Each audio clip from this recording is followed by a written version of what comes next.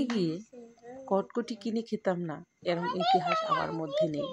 কারণ আমার খুবই প্রিয়, অসম্ভব একটা প্রিয় রেসিপি আপনাদের সামনে আজকে তুলে ধরলাম।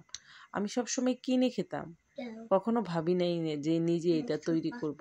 বাট প্রথমবার তৈরি করলাম, একদম 100% ফলাফল এসেছে।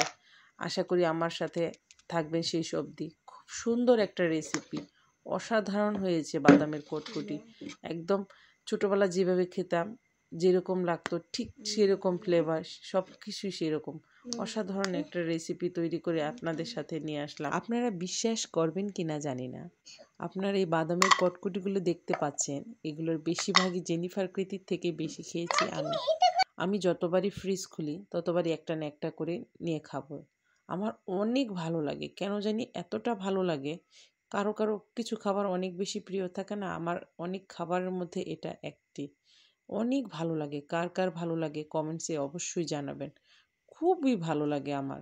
আর এত ইজিলি তৈরি করা যায় কখনো জানতাম না।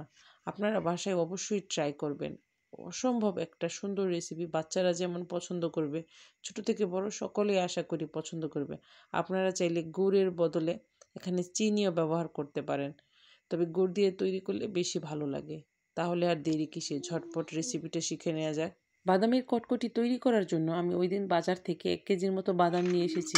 আর যেহেতু বাদামগুলো কাঁচা ছিল এবং আস্ত বাদাম ছিল, সেক্ষেত্রে আমাকে ভেজে নিতে হয়েছে। আর চুলার তাপ রেখেছি মৃদু আছে, পাত্রটা আগে একটু গরম করে নিয়েছি।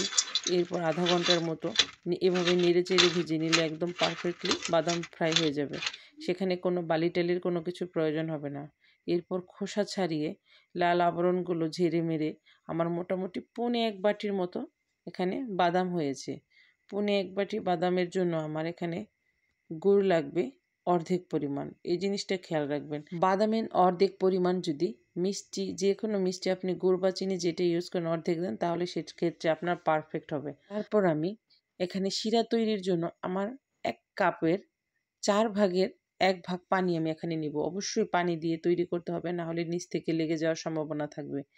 এরপর আমি এখানে বাদামের অর্ধেক পরিমাণে গুড় নিয়েছি। গুড় নেওয়ার পরে এভাবে আস্তে আস্তে, চুলার তাপ কিন্তু খুব লোতে থাকবে, হাইতে থাকলে কিন্তু ইজিলি কালার চলে আসবে এবং পুড়ে যাওয়ার সম্ভাবনা থাকবে। এভাবে আস্তে আস্তে বলক আসার পর সবসময় নাড়াচাড়ার মধ্যে লেগে রাখতে হবে, না হলে নিচ থেকে লেগে যাওয়ার সম্ভাবনা থাকে। আপনার গুড় যখন সম্পূর্ণ গলে যাবে, তখন পারফেক্টলিভাবে এটা তৈরি হয়েছে কিনা তখন বোঝার উপায়, আপনি পানির ভিতরে আপনার গুড়ের সেই আবরণটি দিবেন। তখন দেখবেন যে এটা দলা পাকিয়ে গিয়েছে এবং পানির সাথে মিশছে না। হাত দিয়ে টেনে ওঠানোর পর একদম গোল গোল বলের মতো হয়ে আসছে। যখন দেখবেন এরকম হয়ে আসছে, তখন বুঝবেন এটা আপনার একদম তৈরি আছে। দেখুন কত ইজিলি এটা আবার নতুন করে যেরকম গুড় ছিল এরকম গুড়ের আকৃতির মতো হয়ে যাচ্ছে। এতে বোঝা যাচ্ছে একদম পারফেক্ট আকার তৈরি হয়েছে। এখন এখানে এরপর আমি ইউজ করব ঘি। ঘিটা অবশ্যই দিবেন, এতে করে খেতে খুবই মজা লাগে। এরপর আমি 1 চিমটির মতো এখানে বেকিং সোডা ইউজ করেছি, আপনি অবশ্যই দিবেন, এতে করে ক্রিসপি হয়। আর এর সবশেষে আমি এখানে ইউজ করেছি বাদাম। অনবরত নাড়াচাড়ার মধ্যে রাখতে হবে। এরপর আমি যেহেতু এই বাদামের ইটি আমি বোর্ডের ভিতরে ঢালবো, সেক্ষেত্রে আমি বোর্ডের গায়ে আগে থেকে সরিষার তেল, তারপর উপর থেকে সমান করার জন্য কাগজ বিছিয়েছিলাম, সেই কাগজের উপরে সরিষার তেল, আর বেলুনের উপরেও আমি সরিষার তেল দিয়ে একদম সুন্দর করে মেখে নিয়েছি। এরপর ছুরির গায়েও হালকা একটু তেল দিয়েছি যাতে লেগে না আসে। আর আপনি চাইলে যেরকম খুশি সেরকম ডিজাইন করতে পারেন, চাইলে ডিজাইন নাও করতে পারেন, আস্তে আস্তে ভাঙতে পারেন। বাট যেভাবেই তৈরি করেন না কেন, না কাটা ছাড়া বা এভাবে আস্তভাবে ভাঙেন, খেতে কিন্তু টেস্ট একই লাগবে। অসম্ভব সুন্দর, ইজিলি তৈরি করতে পারেন বাসায়। আর এটা বাইরে বিক্রি করে খুব চড়া দামে, আপনি ঘরে বাদাম খুব সস্তা দামে কিনে গুড় দিয়ে ইজিলি তৈরি করতে পারেন, স্বাস্থ্যসম্মত উপায়ে বাচ্চাদের খাওয়াতে পারেন, অন্যদের খাইয়ে নিজে খেয়ে আনন্দিত হতে পারেন। খুবই মজার, কতটা ক্রিসপি হয়েছে, যতটা দেখতে সহজ তৈরি করা, খেতে অসম্ভব মজা। তবে কিছু কিছু জিনিস আপনাকে ফলো করতে হবে, প্রত্যেকটা জিনিস পার্ট বাই পার্ট, প্রত্যেকটা টিক্স ফলো করে তৈরি করলে আপনিও আমার মতো ফল পেতে পারেন। বাট এটা তৈরি করাটা অনেক ধৈর্যের বিষয়, তাড়াহুড়ো করে তৈরি করলে আপনার দেখা যায় গুড় ঝলসে যেতে পারে বা বেশি শক্ত হয়ে যেতে পারে, তখন কিন্তু সমান করা যাবে না। বাদামের কটকটি আপনি তৈরি করে নির্দ্বিধায় নরমালের ফ্রিজে রেখে খেতে পারেন, 2 মাসের মতো সেম থাকবে।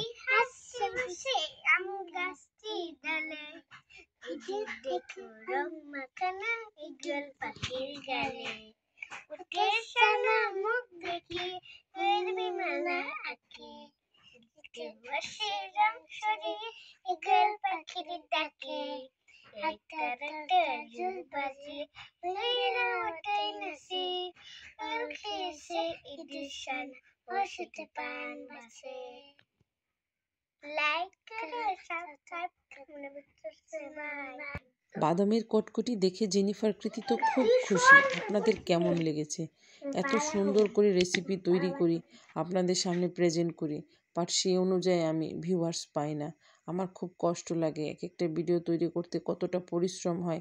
আমার পরিশ্রম তখনই সার্থক হবে যখনই আপনারা লাইক, কমেন্ট অ্যান্ড সাবস্ক্রাইব করবেন। যেহেতু বাচ্চাদের নিয়ে ভিডিও করি, এক একটা ভিডিও কোনো দিন একদিনে করতে পারি না, 2 দিন বা 3 দিন লাগে কমপ্লিট করতে। সেই অনুযায়ী আপনাদের কাছ থেকে আমি সাড়া পাই না। আশা করি আপনারা আমার ভিডিওটি দেখবেন এবং কমেন্টস করবেন, লাইক করবেন এবং সাবস্ক্রাইব করবেন। এরকম সুন্দর সুন্দর এবং মজাদার রেসিপিগুলো দেখতে চাইলে অবশ্যই কিডস মম লাইফস্টাইলের সাথে থাকবেন। লাইক, কমেন্ট, সাবস্ক্রাইবের মাধ্যমে সবসময় আপনাদের পাশে পাবো। এই আশায় আজকের মতো বিদায়। দেখা হচ্ছে নেক্সট ভিডিওতে। টিল দেন ভালো থাকবেন সবাই। Bye bye.